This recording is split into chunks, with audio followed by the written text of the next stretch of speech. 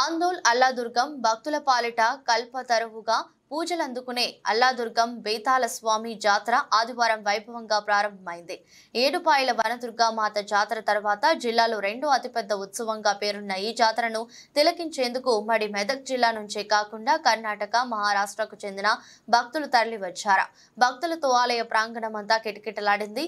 ఉత్సవాల్లో భాగంగా రంగురంగుల పూలతో అలంకరించిన ఎడ్ల బండ్లను ఊరేగింపుగా ఆలయానికి తీసుకువచ్చి ప్రదక్షిణ నిర్వహించారు. భక్తులకు ఎలాంటి ఇబ్బందులు కలగకుండా ఆలయ నిర్వాహకులు ఏర్పాట్లు చేశారు. సిఐ రేణుక ఆధ్వర్యంలో పోలీసులు పటిష్టమైన బందోబస్తు నిర్వహించారు. బేతాల స్వామి ఉత్సవాల్లో టీఆర్ఎస్ జైరాబాద్ పార్లమెంట్ అభ్యర్థి గాలి అనిల్ కుమార్, ఆందోళన MLA Chanti Kranthi Kiran, railway board member Kashinath, Pallegadda Narasimha, Rathod Shivaram పాల్గొన్నారు. ఆలయంలో ప్రత్యేక పూజలు నిర్వహించిన అనంతరం ఆయన భక్తులు, వ్యాపారస్తులతో ముచ్చటించారు.